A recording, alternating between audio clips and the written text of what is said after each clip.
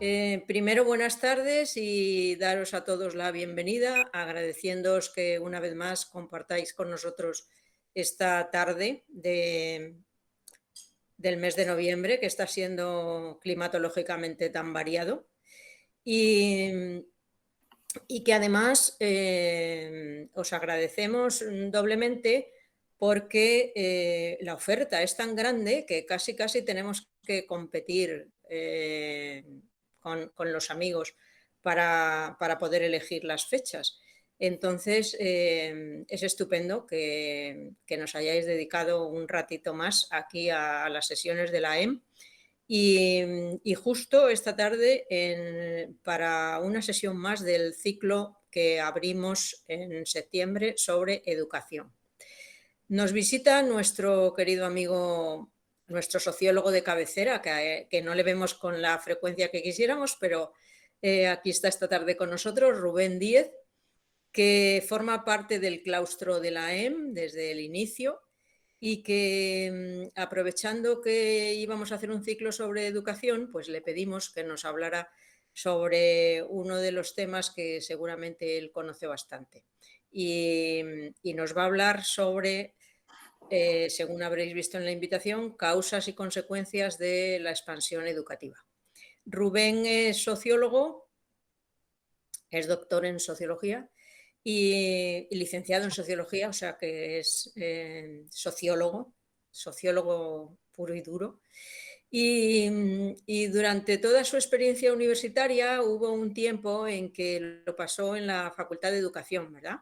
Ujú. Entonces, luego ya dejó a los de la Facultad de Educación y ha vuelto a sus raíces y está de nuevo en la Facultad de Ciencias Políticas y Sociología. Ujú. Entonces, no quiero comer más tiempo y le paso la palabra inmediatamente a nuestra querida Pilar Barrientos, que hará de coordinadora, de moderadora esta tarde, como coordinadora que es del ciclo de educación, y ella nos introducirá respecto a cómo vamos a desarrollar la sesión. Cuando quieras, Pilar. Pues no, doy solamente recordar, bueno, aparte de recordar que estas sesiones son grabadas, que os pedimos, o sea, que la podéis ver por después, porque luego pasamos igualmente los enlaces, que sí que os pedimos ahora que todo el mundo pues tenga los micros apagados. También si queréis podéis quitar la imagen si os apetece. Y ya está. Y vamos a las preguntas luego, pues cuando se abra, pues como nos pueda dar tiempo a poder hacer un debate que seguro que será muy rico, pues adelante. Cuando quieras, Rubén, todos oídos para ti.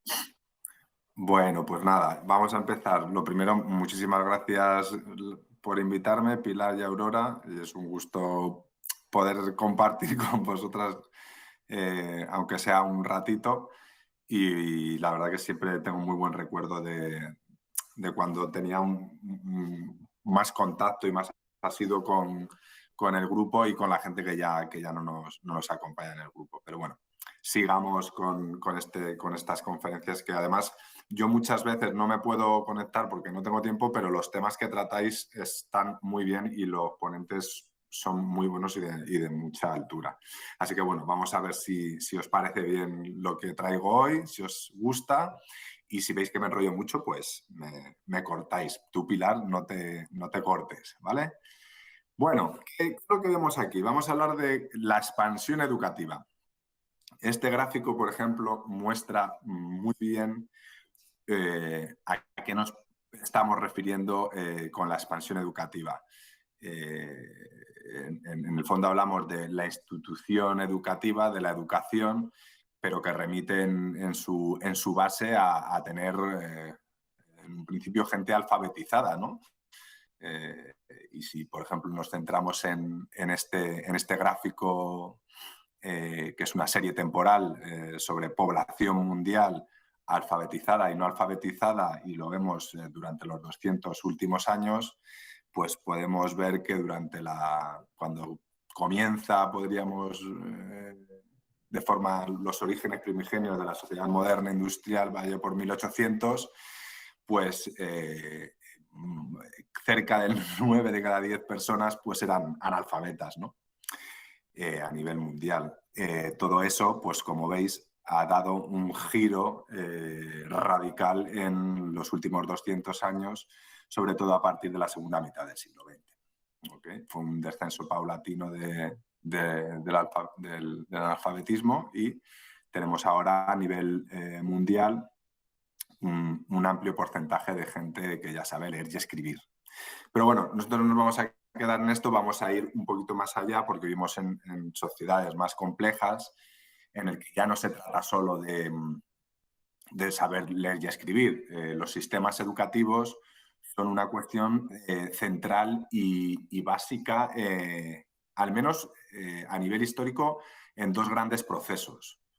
Uno es en la construcción del Estado-nación moderno, en la creación de naciones, y si nos remitimos al caso catalán, por ejemplo, vemos la importancia que tiene el control de la educación para construir sentimientos nacional, o si nos remitimos a la España de Franco o a la nación francesa, la importancia que tuvieron los sistemas educativos para generar ciudadanos que se consideren parte de la nación.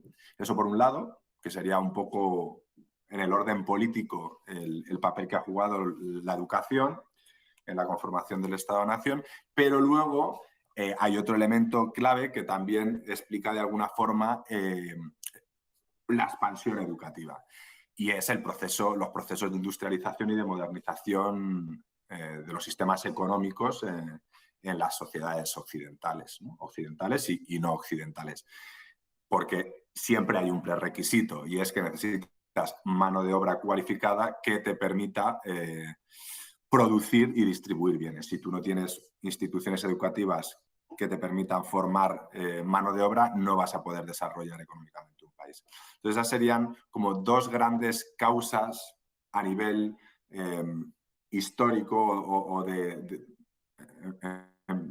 perspectiva histórica que explican estas dinámicas de expansión educativa si lo vemos en el largo plazo, ¿no?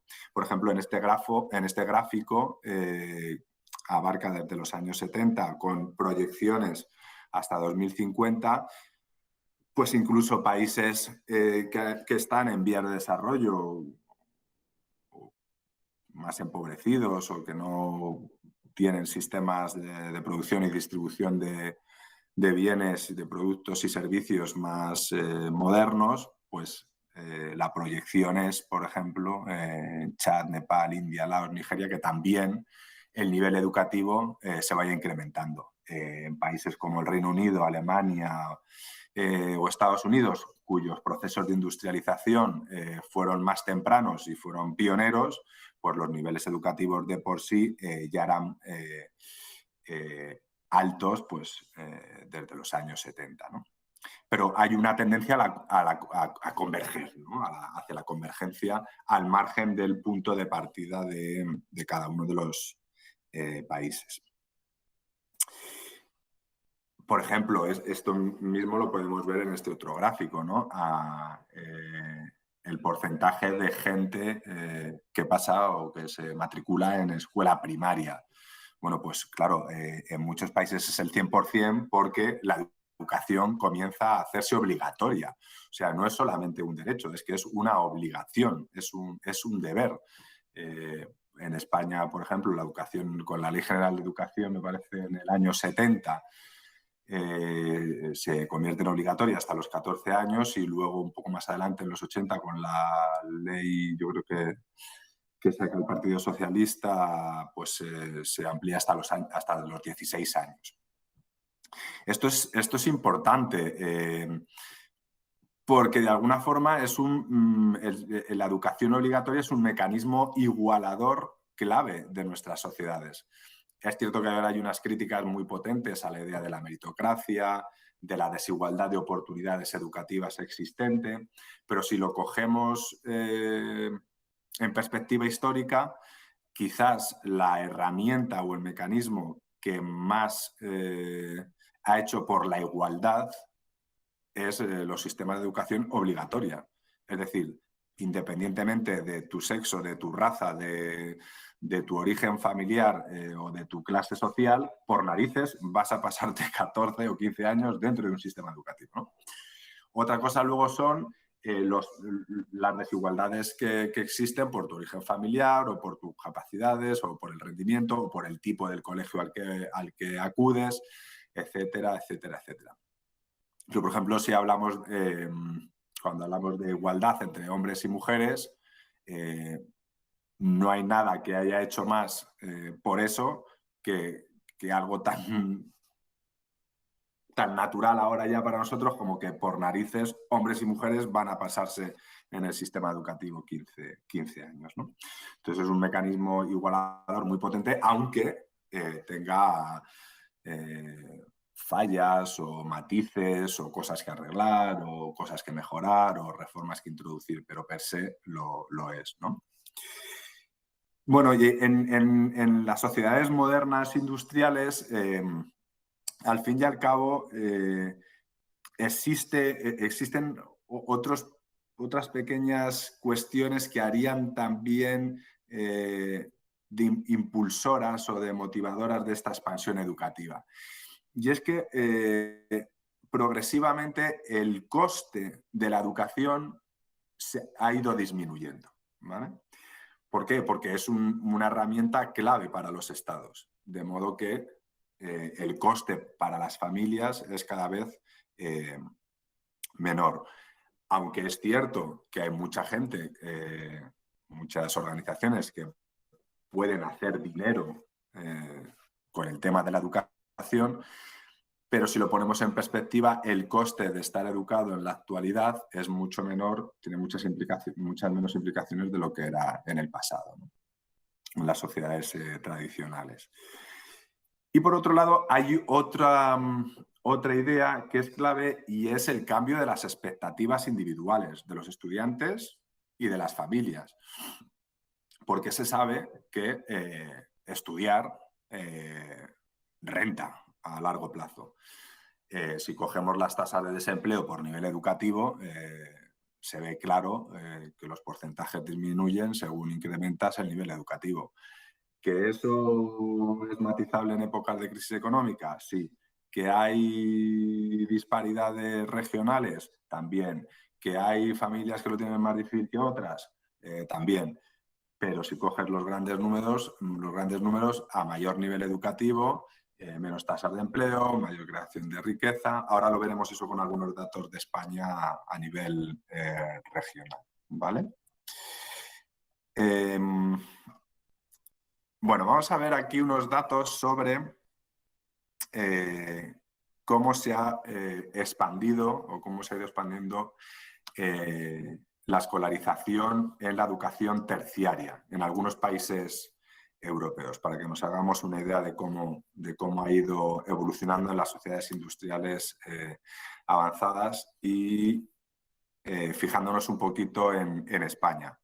Bueno, pues en España tan solo el 7% de la población cursaba estudios terciarios. Ya a mediados de los 90 vemos cómo esa cifra se incrementa de forma exponencial, ¿vale? Partíamos de un punto muy bajo y llegamos a puntos mucho más altos. El crecimiento en España es más acusado porque se venía de más abajo, pero es algo que podemos observar también en otros países, ¿no?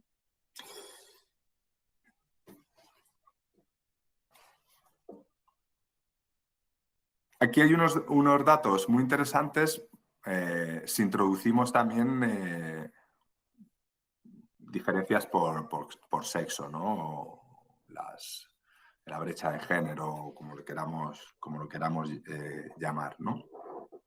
Por ejemplo, aquí se ve muy bien en los datos que hay a la izquierda, en educación secundaria, desde los años 60 hasta mediados de los 95, que hay una paridad en los porcentajes según el sexo del alumnado matriculado en secundaria. ¿Por qué? Porque es obligatorio. Entonces te vas a encontrar reflejado el peso demográfico de cada una de las dos partes de la población. Me da igual que sea en torno a los años 60, 70, 80, 90, Igual, por ejemplo, en Grecia en los 70 tenían un 43% de mujeres, el resto eran hombres, pero según van pasando las décadas, veis que todos giran en torno al 50, 49, 52, 51, 48, están reflejando la mitad de la población natural en términos demográficos, tal cual, ¿no? Pero claro, esto es en secundaria porque la secundaria, hasta secundaria todavía una parte importante es obligatoria. Pero si nos vamos a los estudios terciarios, sí vemos cómo esa paridad ha ido tomando cuerpo a lo largo del tiempo, porque no se partía de una posición paritaria, podríamos decirlo, ¿no? El peso de las mujeres, el porcentaje de mujeres en educación terciaria era mucho menor con respecto al de los hombres. Sin embargo, ya a mediados de los 90, y ya ha pasado tiempo desde mediados de los 90, encontramos que también en la educación terciaria hay una paridad. Esos son datos absolutos. Habría luego que ver todo el tema por especialidades, por carreras, etcétera, etcétera, etcétera. Pero a nivel global es interesante ver estos datos. Al final, de alguna forma, esto no solo nos informa sobre cuestiones meramente que tengan que ver con la educación. ¿Por qué? Porque los mecanismos que juegan o las dinámicas que tienen lugar en los procesos educativos tiene consecuencias, tiene implicaciones en otros órdenes, en otras instituciones. Al fin y al cabo, en nuestras sociedades, la educación, lo que pasa es que muchas veces puede pasarnos desapercibido, pero la educación, la familia o el mercado de trabajo son instituciones de primer orden que conforman nuestra vida social hasta niveles insospechados. Y el tipo de políticas que se introducen en esos ámbitos tienen consecuencias en nuestras formas de vida y en otros órdenes y en otros ámbitos, ¿no? Por ejemplo, si nosotros contamos con una población de mujeres con mayores niveles educativos, estamos contando con una población activa dispuesta también a involucrarse en el mercado de trabajo, ¿no? Por lo tanto, eso va a traer consecuencias, en el sentido de que el peso de la mujer en la participación de los mercados de trabajo se va a incrementar. España es un buen ejemplo de esa progresión. Si vemos los datos de población activa en los años 60, 70 y los comparamos con la actualidad, vemos cómo la mujer se ha convertido en una potencia de trabajo muy importante en nuestro país, igual que en otras sociedades, ¿no? Occidentales. Estos datos que hay a la izquierda precisamente nos muestran los porcentajes de participación de la mujer como fuerza de trabajo. Abajo en España, en el 75, estaba en el orden del 28%, en el 2005 pasa hasta el 70%, ¿no? Con niveles homologables a los de muchos otros países de nuestro entorno o países de la OCDE, quizás con ratios un poco más bajos que en algunos países del norte de Europa o de Europa central, pero bastante homologables, ¿no? Pero claro, esto no solamente tiene efectos, esto es como un efecto dominó. La educación implica que tienes mano de obra cualificada disponible para trabajar. Esta mano de obra se incorpora al mercado de trabajo, pero claro, esta incorporación al mercado de trabajo tiene consecuencias sobre otras esferas. Por ejemplo, pues los cambios en los estilos de vida, el retardo a la hora de tener hijos, la disminución en el número de hijos. Esto no quiere decir que todo se deba a a la expansión del sistema educativo y a la presencia de más mujeres en el sistema educativo. También tiene que haber un cambio de ideas, de valores, de percepciones culturales. Hay cuestiones económicas de por medio, como por ejemplo la falta de acceso a determinados recursos, a una vivienda o a un trabajo que te permita tan solo plantearte la idea de tener hijos o de conformar una familia, ¿no? Hay muchos factores que tienen que ver en este tipo de procesos, pero si lo observamos a nivel, podríamos decir, sistémico e histórico, el sistema educativo ha tenido, la expansión de la educación ha tenido un efecto muy fuerte sobre este tipo de cuestiones. Bueno, aquí hay por ejemplo, unos pequeños gráficos sobre el número de hijos por mujer en España. Es curioso, ¿no? A principios de los 70 teníamos uno de los datos más altos, en torno al 3, casi 3, y hoy en día pues somos líderes en los índices más bajos de hijos por mujer, ¿no?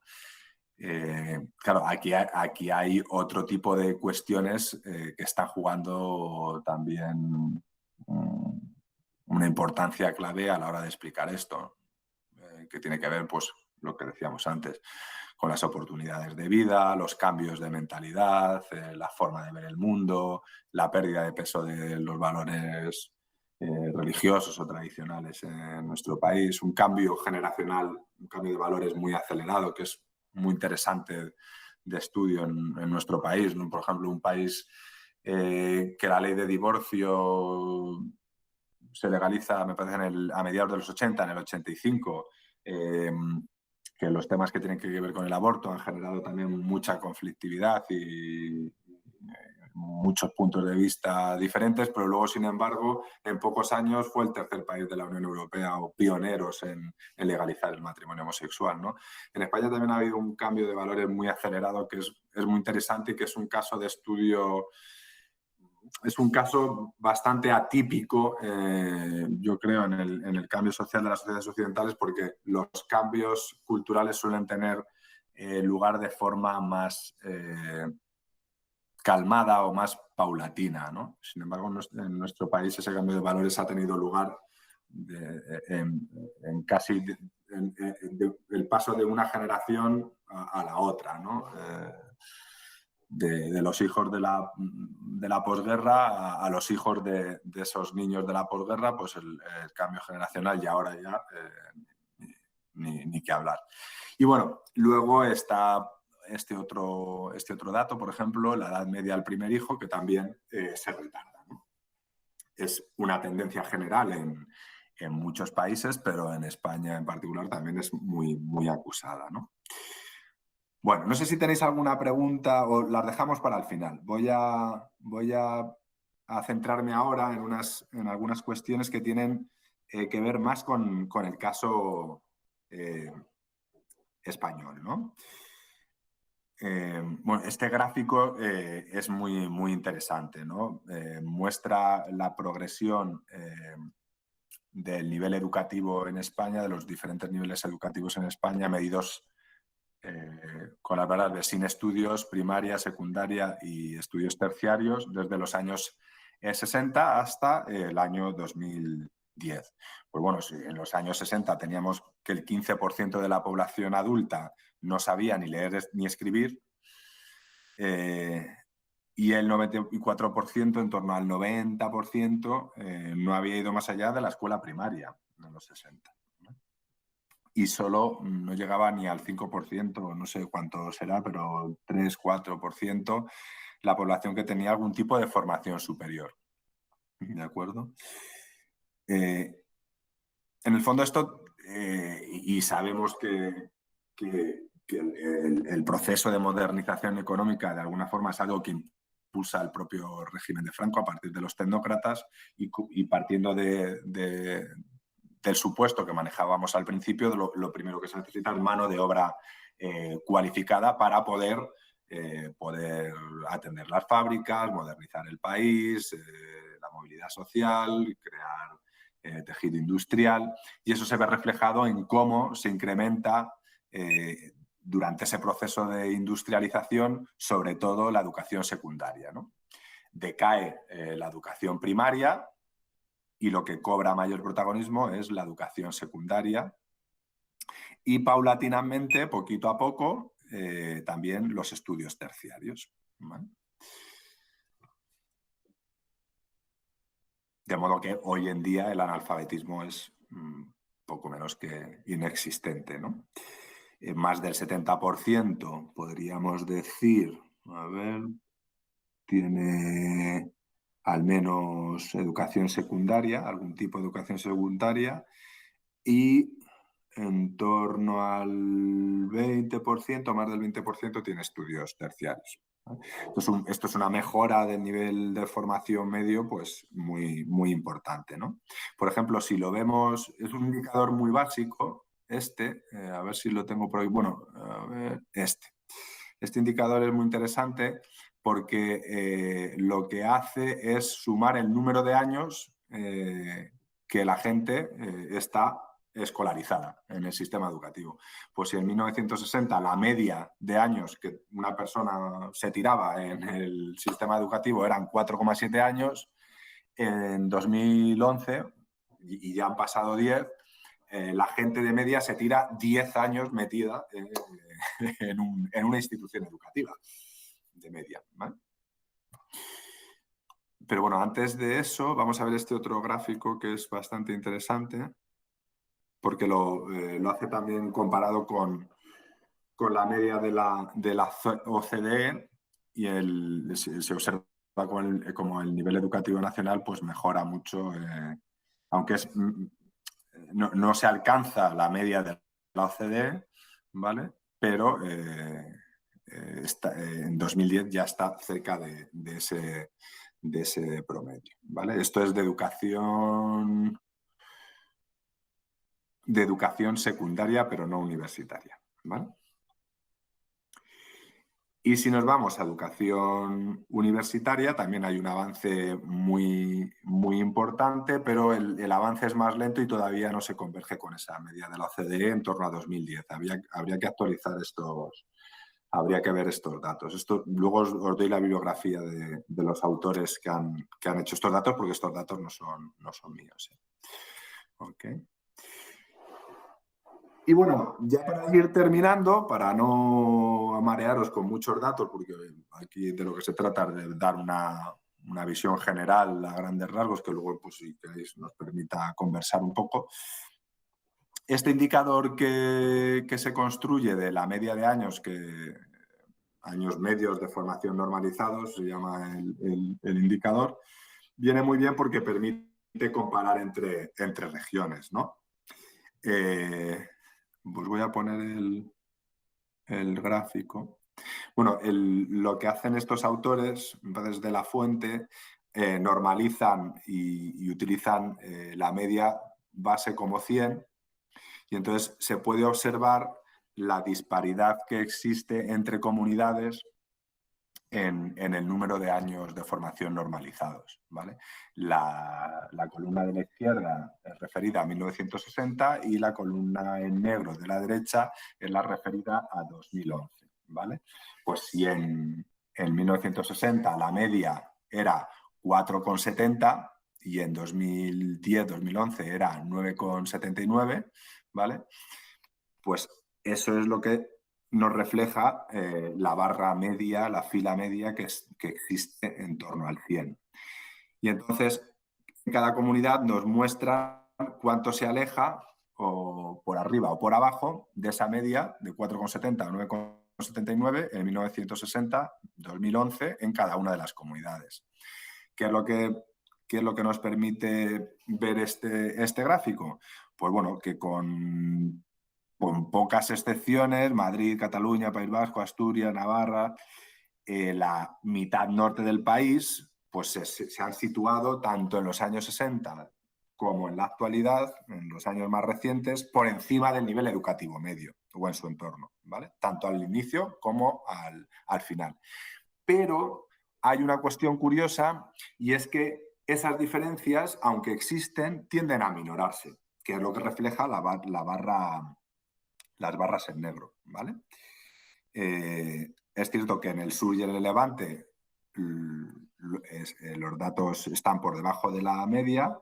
Sin embargo, las diferencias entre las regiones con mayor y menor nivel educativo se han ido reduciendo de forma significativa. Si fijáis, las barras negras, independientemente de que sea Madrid, Cataluña, País Vasco, Asturias o Extremadura, Andalucía, se acercan más a la media, en este caso, de 2011, que es 9,79. Están menos alejadas del 100, ¿vale? De modo que las disparidades, es la conclusión que hacen estos autores, las disparidades educativas se han reducido en algo más de un 50% entre regiones, ¿vale? Claro, esto, que es lo que comentábamos antes, tiene relación, aquí estamos hablando de regiones, pero ojo, que si habláramos de familias, podríamos hacer un juego parecido en torno a el nivel educativo que tienes, el número de años de formación normalizados, cómo se relaciona eso con tu nivel de renta o cómo se relaciona eso con los periodos de desempleo en los cuales te puedes ver inmerso a lo largo del tiempo, ¿no? Bueno, pues este gráfico lo que nos muestra es esos años de escolarización y su relación con el PIB por hora trabajada en cada comunidad. ¿Y qué es lo que vemos? Bueno, pues que correlacionan positivamente a aquellas comunidades con medias de años normalizados superiores, pues tienen PIBs por hora trabajada muy superiores. Todo acompaña, son más productivas, tienen más tejido productivo, demandan una mano de obra más cualificada, por lo tanto, con mayor nivel educativo y está más tiempo en el sistema educativo y eso al final acaba correlacionando. País Vasco, Madrid, Navarra, Cataluña están en el extremo derecho, es decir, mayor PIB, son mayor productividad, mayor PIB por hora, mayor riqueza, con un número de años de escolarización por adulto mayor. Y en el extremo contrario, pues estaría en Extremadura, Castilla-La Mancha, Murcia. Luego sería interesante ver, pues, cuáles son los sectores productivos que funcionan, claro, en cada uno de esas comunidades. Pero bueno, no vamos a entrar en ello porque sería divertido hacer el juego, ¿no? Pues sobre este tipo de cuestiones. Y ya por último, se da, por ejemplo, la correlación contraria si nos centramos en los niveles de la tasa de desempleo regional y los años de escolarización. Aquellas comunidades, aquellas regiones con una tasa de desempleo mayor tienen medias de años en los cuales un ciudadano o una ciudadana ha pasado en un sistema educativo, años de formación normalizada, se llamaba el índice, que son mucho menores, mientras que las comunidades con tasas de desempleo más bajas presentan años de formación normalizados muy superiores. ¿Qué diríamos, Jolín? ¿Y para esto hace falta hacer estudios estadísticos? Porque parece de cajón.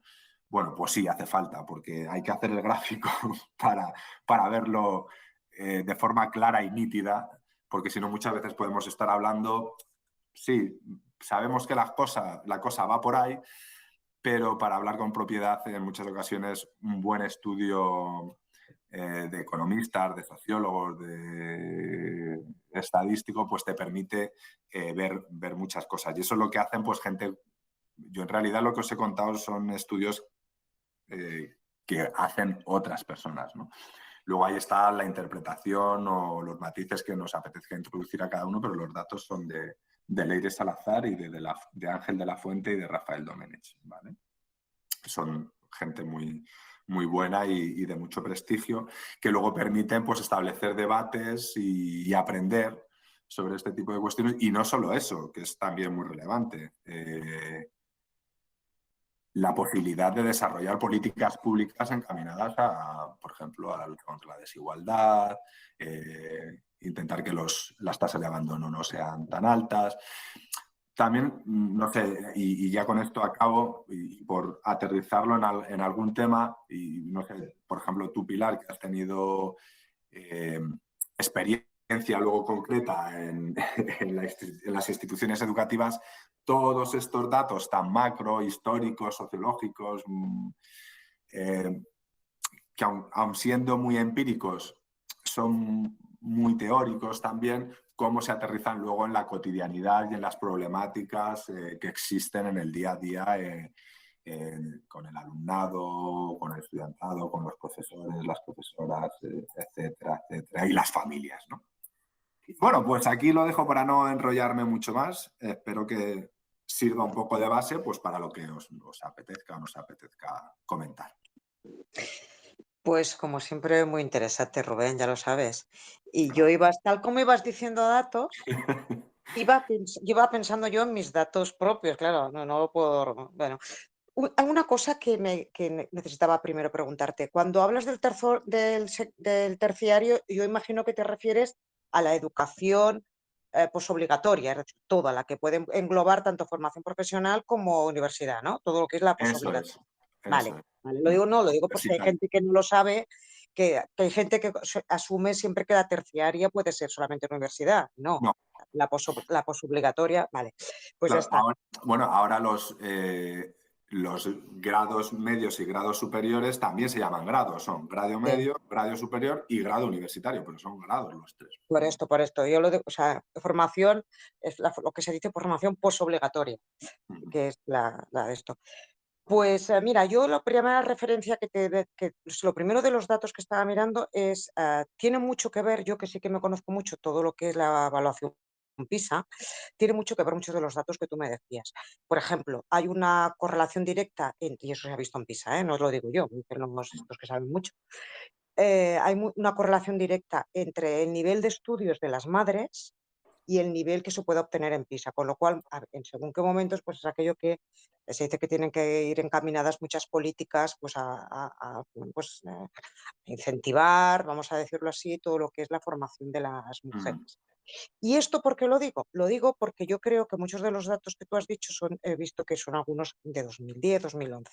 Entonces, no estaría de más, y se los podrías decir de mi parte a todos ellos, que me mandaran por allá a paseo, porque creo que la demografía española, especialmente en algunas regiones, ha cambiado muchísimo con la incorporación pues, de personas venidas de otros países, de otras culturas, unas multis, pluris y todo esto tal, y que es muy probable que todo esto nos lo hayan hecho, nos lo estén modificando. Por ejemplo, nos puede modificar el hecho de las mujeres.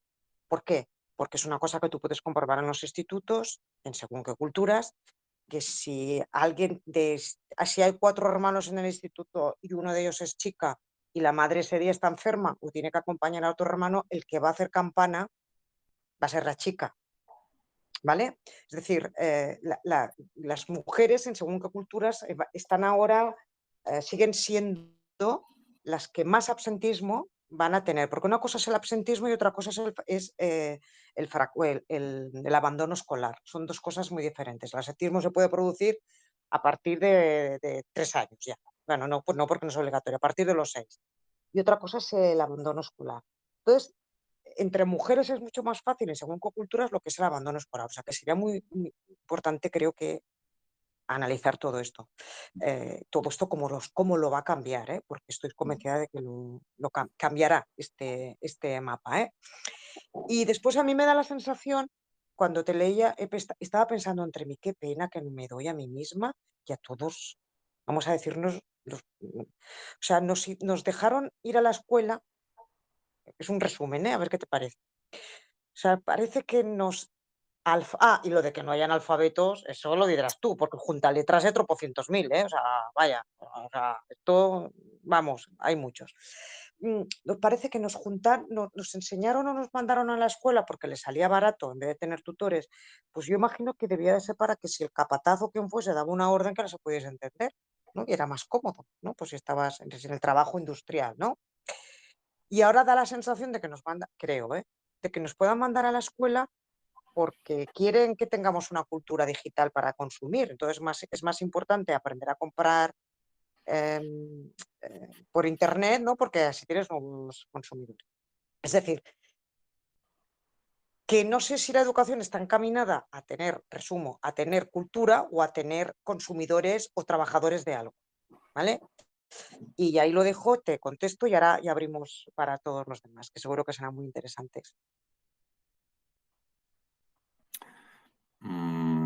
Sí, bueno, al final son las dos cosas, ¿no?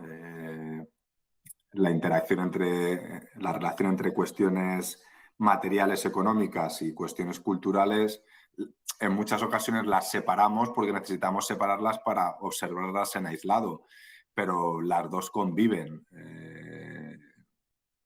De hecho, ser trabajador o trabajadora, ser consumidor consumidora, no es una mera cuestión económica, se ha convertido en una cuestión cultural. Y lo que pasa es que, bueno, al final los sistemas educativos o los sistemas educativos obligatorios llevan ahí mucho tiempo y llevan ahí y nacen en el contexto de la modernidad, de las sociedades industriales. Hoy ya no estamos en ese mundo. Es el mundo de la sociedad postindustrial, pero la institución como tal y la idea de sistema de educación obligatorio sigue existiendo. Pero igual que sigue existiendo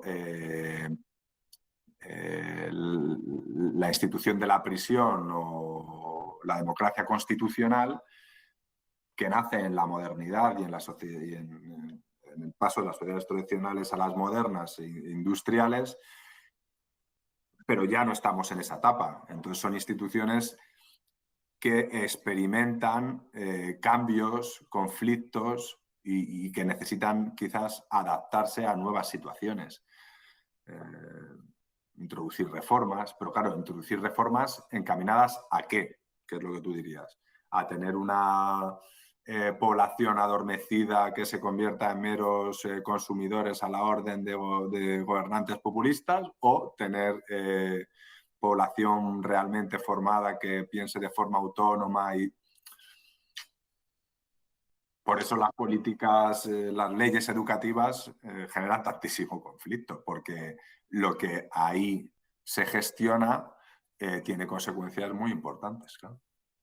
Bueno, a ver, sinceramente creo que lo que se gestiona no sé si tiene muchas consecuencias, porque las leyes van por un lado educativas y después en lo que es la institución sigue moviéndose con ese inamovilismo que caracteriza cualquier macroestructura como puede ser la educación, y excepto en algunos momentos tampoco es que se cambie mucho. O sea, cada vez que hay una ley educativa se lía la de Dios.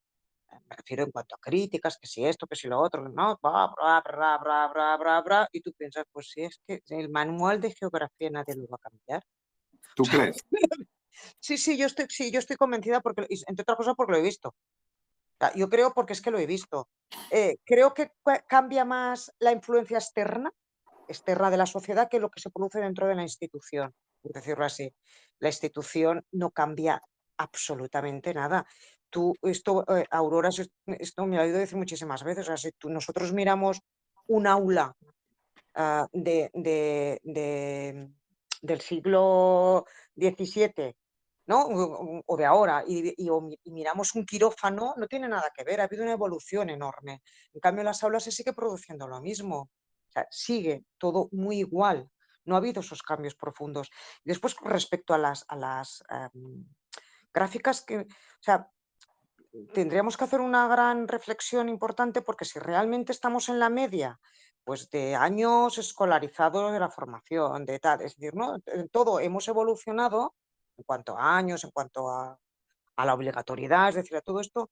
¿Por qué caray, si pusiéramos ahora la media, y que eso no solamente se puede hacer con PISA, sino que lo podríamos hacer con los informes PIRS, es uno que se hace en primaria, es decir, con cualquier otro tipo de informe que se pudiese realizar, los resultados son tan horrorosos? Es decir, que si estamos al mismo tiempo, incluso más, que parece ser que en España incluso estamos más horas que en otros países, ¿no? Dentro de lo que es la institución educativa, ¿eh? Ahora estoy hablando de la educación obligatoria, ¿eh? En estos momentos. Y tú dices, bueno, pues algo se debe estar haciendo muy mal para que, a pesar de seguir haciendo las mismas horas que los demás, todo esto tengamos esos resultados que tenemos. Porque cada fracaso educativo es un fracaso sociológico y un fracaso sociológico es un fracaso económico, ¿vale? Entonces, pues yo creo que es como para tomárnoslo muy en serio. Y, y ahora lo único que va a ocurrir con esto de los suspensos, pues todos lo sabemos. A ver, siempre se ha probado a la gente. Siempre. Cualquiera que haya estado en un claustro se lo sabe, que a la gente al final ha terminado por abandono por 1000 razones. ¿Qué es lo único que va a pasar? Lo único que va a pasar es que ahora van a variar las estadísticas, que es lo único que interesa, pues porque no querrán pues que España tenga el alto porciento de fracaso escolar y de repetición que tiene. No va a cambiar nada, porque no sé si la gente lo sabe, los que escuchan, pero si el que repite al año siguiente, aunque se esté todo el año tocándose la nariz, ¿vale? Pasa por imperativo legal, con lo cual, pues ya está. O sea, es que Pues más claro. entonces me estás dando la razón, Pilar. Sí, sí, sí, sí, sí, sí, no, no, sí, claro, pero eso ya está ahora, me refiero que no, que está. Entonces, pues como decía una vez, pues lo que hay que hacer es un golpe de Estado a la educación directamente. Bueno, entiéndeme. eh, Sí, eh, sí. eh, claro, es que, porque si no, todos son pequeños parchecitos que se van poniendo, pues eso, en tonterías. Y ahora estamos todos en si lo vamos a probar con una o con dos. Y tú dices, ¿queréis, por favor, y hacerlo de verdad? Y además no solamente mirar el sistema educativo, queréis ir a mirar el sistema sanitario, queréis ir a mirar la economía, o sea, interviene todo. Pues esto, no podemos en entornos multiculturales y plurilingüísticos como el que estamos seguir aplicando unas políticas educativas del año latana, en el fondo. Bueno, pues eso, ahora ya está. Y si alguien tiene, es que no veo si hay alguien que quiera hacer preguntas, hasta el momento hay una cosa que se llama una manita por ahí, que se levanta, o directamente que abra el grifo, iba a decir yo, perdón, el micro y pregunte. Yo es que porque si no me estaría todo el día hablando contigo, ya lo sabes, que no tengo ningún problema. Solucionando la educación, que no solucionaríamos nada, pero bueno, por lo menos algo haríamos. Pero porque los resultados educativos son absolutamente escandalosos. O sea, yo creo que es que nadie puede, o sea, un gobierno no puede dormir, y cuando digo un gobierno me refiero a un gobierno con todos los que le rodean y repartida su responsabilidad, porque en todos los que sean, no pueden dormir tranquilo o no deberían dormir tranquilos con estos índices, con esto que hay. No se puede dormir tranquilo, señores. Yo creo que no, vaya, no sé. Pero yo no dormiría, desde luego, si fuese el jefe. Supongo que por eso no soy jefe, porque así duermo. Pero, Hola, yo que quería poner a ver, una cosa ponte. así sobre la mesa, ¿no? Que un Sí. poco lo que pasa con la educación no deja de ser una derivada del culto que se tiene a la igualdad. O sea, es decir, me da la impresión de que pues se prefiere todos más iguales y todos más tarugos que la existencia pues de gente que unos que avancen más y otros que avancen menos, ¿no? Y que desde las instituciones pues se está presionando cada vez más a esto, ¿no? A la igualdad. Y que se adora la igualdad, o sea, porque a veces sin querer ver, pues que no somos iguales, que la desigualdad siempre existirá. Otra cosa es que se intente hacer niveles razonables, ¿no? Pues para ti, Pero Rubén, después pues si me permites, también voy. sí, no, yo simplemente quería plantear, saber tu opinión sobre esto, Rubén. Sí, bueno, ese es un debate clásico y que además está cobrando muchísima fuerza de nuevo, no solo en lo que atañe a la institución educativa, que es una esfera clave para hablar de este tipo de temas, sino en otras esferas de la vida social.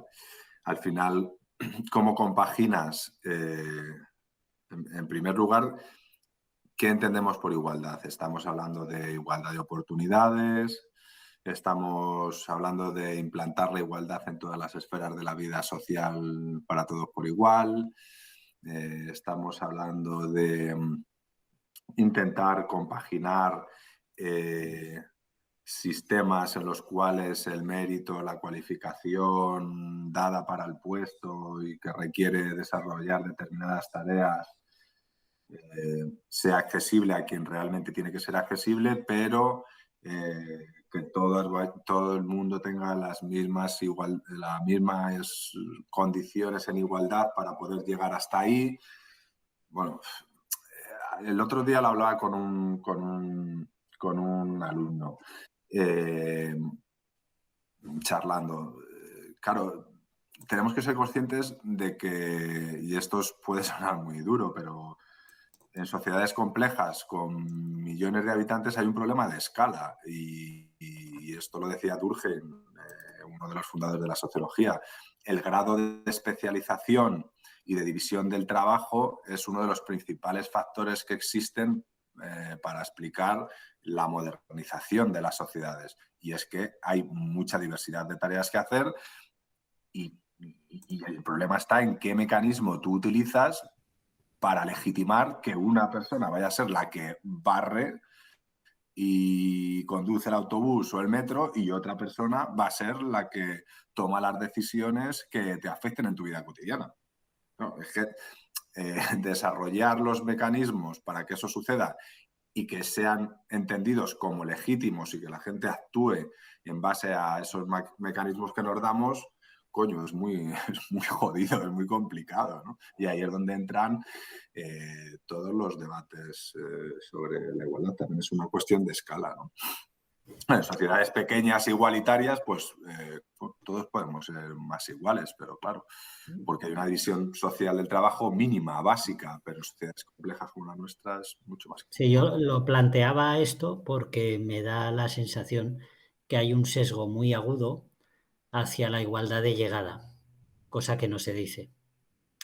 O sea, no a la igualdad en la línea de salida, sino toda la presión parece que se esté poniendo en la igualdad en la línea de llegada, que a su vez, pues esto acaba generando otro tipo de desigualdades, que es pues otro país que no haya practicado esta política de igualdad de llegada, pues claro, un título español pienso que valdrá muy poco a nivel internacional.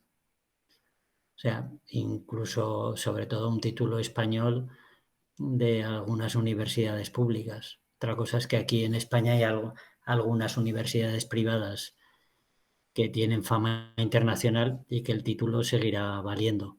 Entonces, claro, se da ahí una paradoja de que la izquierda presunta defensora de la clase trabajadora se ha especializado en la creación de lumpen de manera masificada, lo cual te lleva a que quizá, pues esto es un poco paradójico también, que muchos planteamientos de la derecha en el año 2021 son mucho más progresistas que algunos planteamientos de lo que ahora se llama la izquierda, que a su vez planteamientos actuales de la derecha coinciden con lo que predicaba la izquierda hace 40 años, que es la cultura del esfuerzo.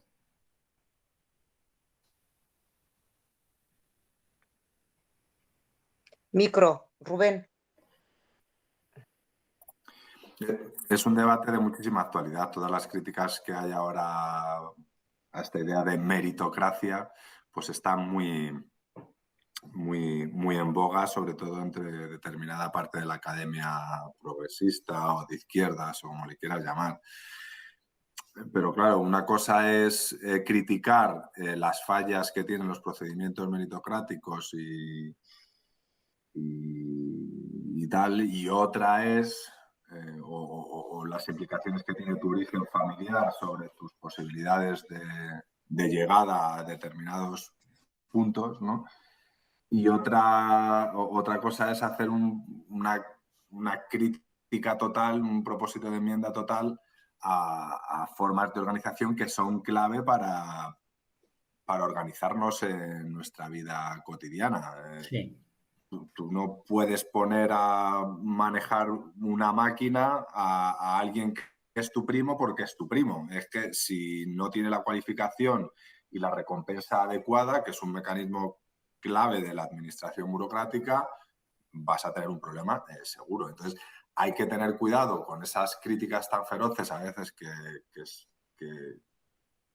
escuchamos desde algunos ámbitos de la Academia de Izquierdas, porque te puedes estar barriendo pilares básicos de la organización social. O sea, una cosa son introducir reformas, sistemas que ayuden a la gente que tiene menos oportunidades. O, por ejemplo, un mecanismo muy bueno, muy potente sería la educación de 0 a 3 años que fuera gratuita y que cuanta más gente pudiera pasar por ahí, mejor.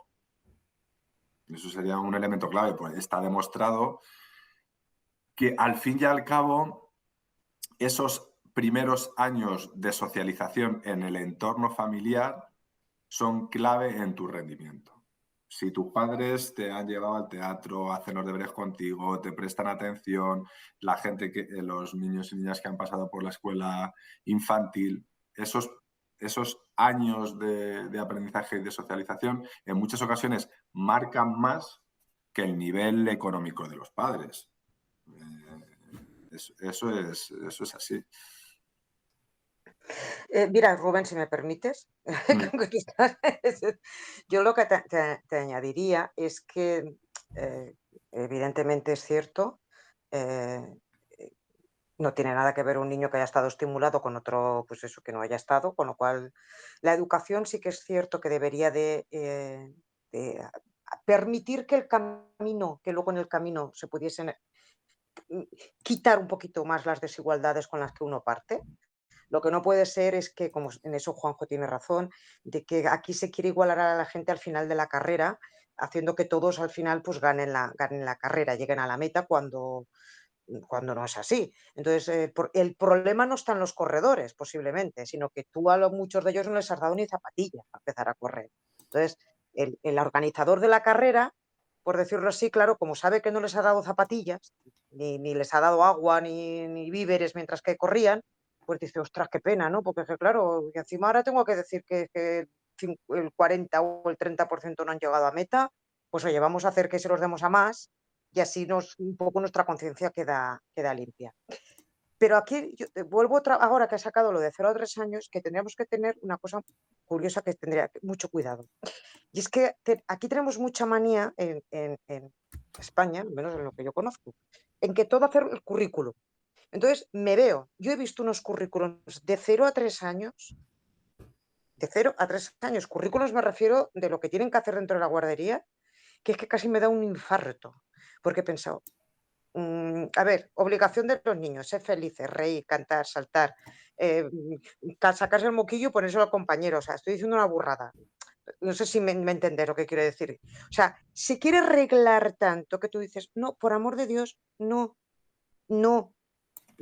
Y en España tenemos mucha manía a querer arreglarlo todo, cuando, bueno, pues me parece muy bien lo de 0 a 3 años, pero 0 a 3 años, en ese aspecto que tú seguramente que tú puedes entender como yo, pues de la estimulación, pues yo qué sé, de contar, es que se puede hacer muchas cosas sin hacer cosas, hasta con cuántos trozos de carne te estás comiendo y restándolo de los que tenías, o sea, estás haciendo estimulación. Es decir, muchísimas cosas, pero eso hay que tener muchísimo cuidado, porque somos demasiado dogmáticos en todas esas cosas y muy clasistas en eso, ¿no? Estamos demasiado metidos.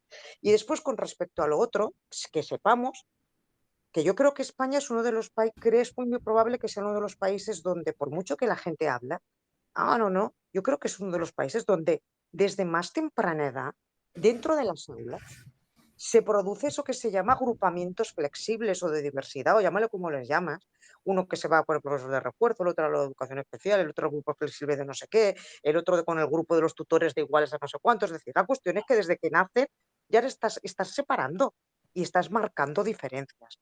Lo digo para todos aquellos que dicen que no está ocurriendo, está ocurriendo. O sea, el que lo diga es porque no está en un aula, no ha entrado en un aula hace años. Pero los que sí que hemos entrado en el aula, y como en mi caso yo, que además era la terapéutica, y por tanto me tocaba, pues lo hemos visto, es que desde que nacen ya se están separando. Y después llegará un momento con la famosa evaluación en que al final vamos a ver, y me lo veo venir, es que yo algún día, cada vez que tengo amigos les digo, dejadme ver los informes de vuestros hijos, sobre todo los pequeños, me hacen mucha gracia. Entonces, sí, ahora les ha dado a todos por el juego simbólico, no sé qué pasa con el juego simbólico, pero bueno, es otra cosa. Vamos a llegar a poner si el niño, a qué velocidad se toma el biberón o no se toma el biberón. Estoy haciendo una exageración, pero esa manía de medir tantas esas cosas y que te llegan con 3 años y te ponen, es que no se saben los colores, y tú dices, pues hasta los 16 años lo tenemos que tener aquí, pues ya lo enseñaremos. O sea, ¿no? Pum, pum, pum, todo muy... Y entonces esto, claro, están muy marcados, o sea, eso de que no es verdad, que no se les marca, no, si desde que entran en un colegio ya saben, ya se les pone la etiqueta de si eres más espabilado o menos. Lo digo por diferenciar, ¿eh? Bueno, si no sé quién está hablando, que no te veo ahora.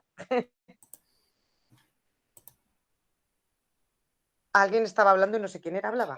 No, yo estoy totalmente de acuerdo contigo. Yo también he estado en las aulas y es así, se les etiqueta desde, bueno, yo creo que sí, como has dicho, etiquetados desde que empiezan la escolarización.